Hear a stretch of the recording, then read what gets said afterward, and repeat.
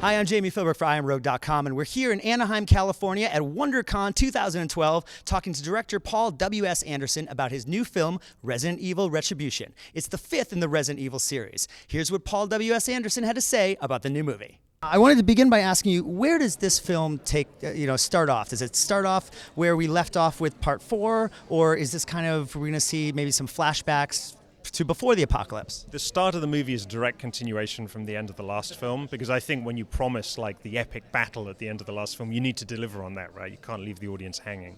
So the opening of the movie is the payoff of that, which is an incredible, spectacular scene. But then we actually go somewhere a little different with the franchise, and we show the world kind of pre-apocalypse. Which gives us a chance to really use a kind of just normal suburban environment, which for us is very exciting because we've never done that before. Yeah, I wanted to ask you, what was it like to, because all the other films have been a certain way, and it's almost like a different tone in a sense, right? Yeah, very much so, and it was fun to kind of see Mila just in a pair of jeans and a plaid shirt, and in a more kind of suburban environment. I think it added a kind of new dimension to the horror. It made it very kind of visceral, and I think it's something everyone can associate with, just scenes in kind of kitchens and bedrooms. So very different for the franchise and something very fresh for us. Are we going to? And also a lot of a big challenge for Mila. We were doing these suburban scenes, and she'd be attacked by the undead. She'd have to run from them, screaming, and at the end of the day, she'd say, "You know what? It's so much easier to be a hero in these movies because you stand there and you shoot them. It's like when you're a victim, there's lots of running and screaming, and she was exhausted at the end of every day." So we actually see Alice before she's the kick-ass Alice we know. Maybe. I think that the movie, I really wanted to kind of change up the structure of the script a little bit. I felt the first film in the franchise had a very interesting structure. It was very twisting and turning and kind of looped back on itself. And then the other movies in the franchise took a more kind of linear approach to the story.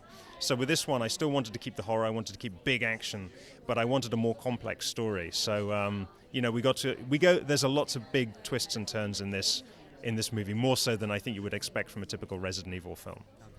Are there some characters from the games or maybe characters from the past films that we'll get to revisit? There are brand new characters from the game, like favorites. Everyone said we should have called it Resident Evil All-Stars because it's stars from the game. It's like Ada Wong, Leon Kennedy, Barry Burton are being introduced, but also it's stars from the movie franchise, some of whom were dead beforehand. Michelle Rodriguez, Oded Fair, Colin Salmon from the first movie, they're all back. And tell us about the 3D. Has it changed at all for you since, Musketeers, and since because the technology is always changing, and since the last Resident Evil was different for you, 3D this time? I've used the same crew for the past 3D movies, so they're probably the most experienced 3D crew in the world now. And we're all about pushing the boundaries and making it bigger and better and bolder.